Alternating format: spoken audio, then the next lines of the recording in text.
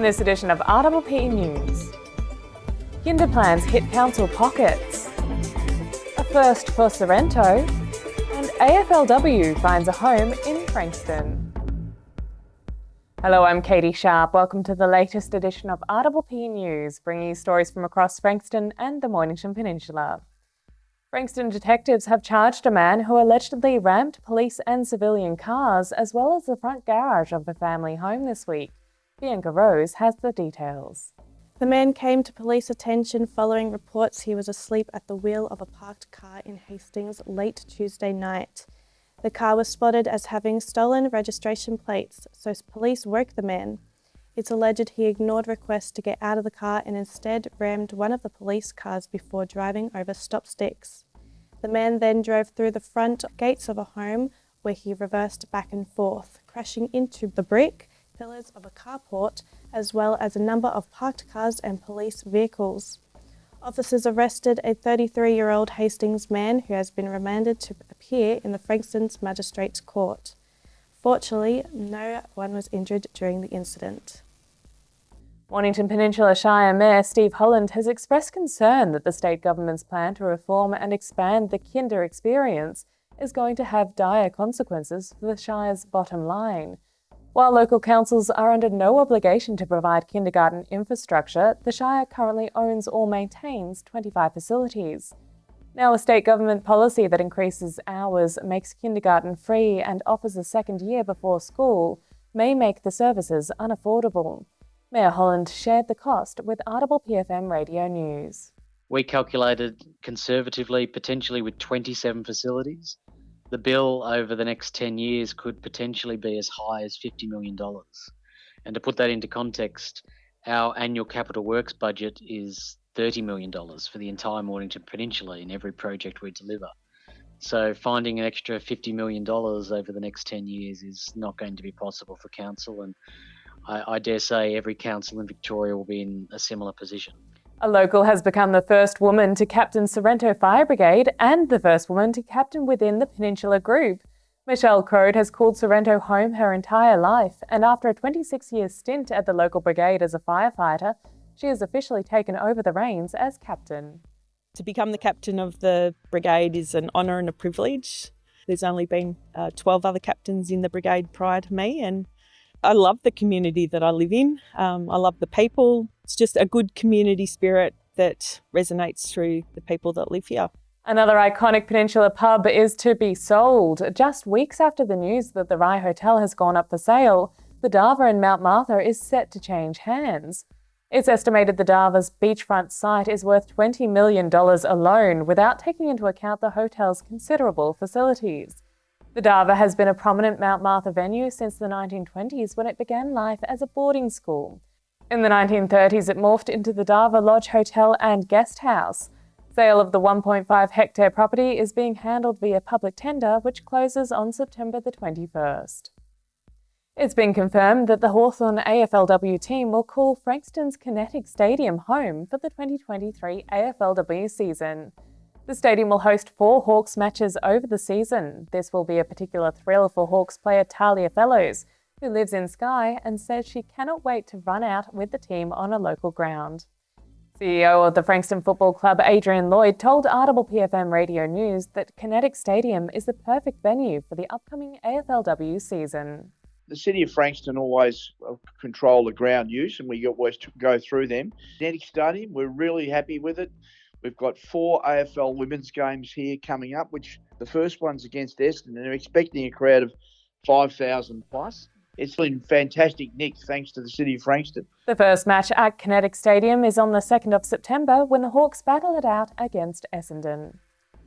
And the Rhythms of Ireland is bringing its worldwide 15-year anniversary tour to the Frankston Arts Centre.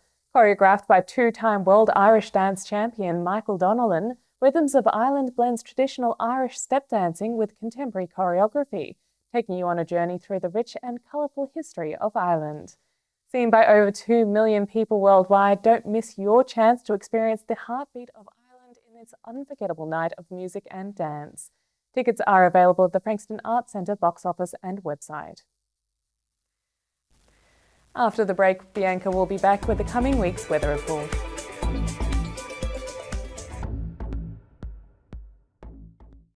With interest rates on the rise, there's never been a better time to review your home loan. And there's never been a better bank to help you. Whether you're a new or existing Bendigo Bank customer, book an appointment for a home loan health check today. Established in 1988, Progress Signs has been servicing the local community for 30 years.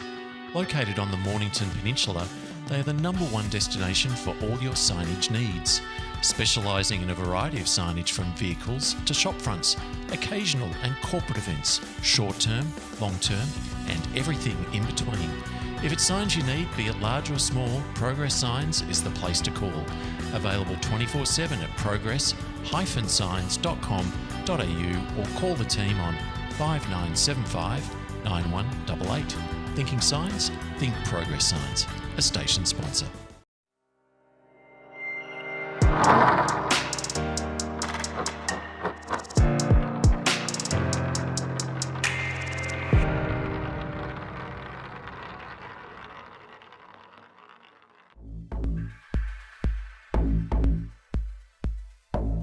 Welcome back. We go now to Bianca for this week's weather. Hello, I'm Bianca and welcome to this week's RPP weather update. Well, the rain is back and could be with us all week. Let's take a deep dive into the coming week to see if we are going to get wet. Today, Sunday the 20th of August, should bring us a semi-cloudy day with the possibility of some light rain. We are looking at a low of 9 and a high of 16. Monday sees much the same with the light rain continuing. We should feel a low of 9 and a high of 17. Tuesday will see the rain intensifying over the peninsula. We can expect a low of 6 and a high of 15. Wednesday sees us return to light rain with a low of 6 and a high of 15. Thursday sees this trend continue with a wet, cloudy day. We should see a low of 6 and a high of 15. Friday brings heavy cloud cover and rain. We will feel a low of 10 and a high of 15. And finally, Saturday brings back some patchy rain during the day with a low of 10 and a high of 13. Well, that's all for this week. Try to stay warm and dry, and I will see you again next week with another RPP weather update. And now to our surf guru, Muzz, for the surf report.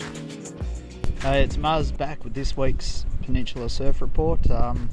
Winter's back with a bit of a vengeance, so but that's also mean the wind's gone back around to that northwest and west. So this week looks like reasonable waves all week in Western Port by the forecast. Saturday, the swell will come up a little bit, but the wind might go a little bit west-southwest.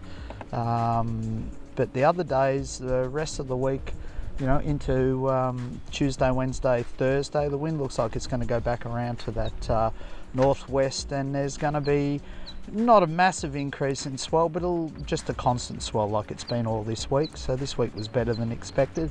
Next week looks pretty much the same, so should be able to get in the water this week without too many problems. All right, so as Phillip Island disappears behind a big rainstorm behind me, hopefully you'll get in the water, and I'll see you next week.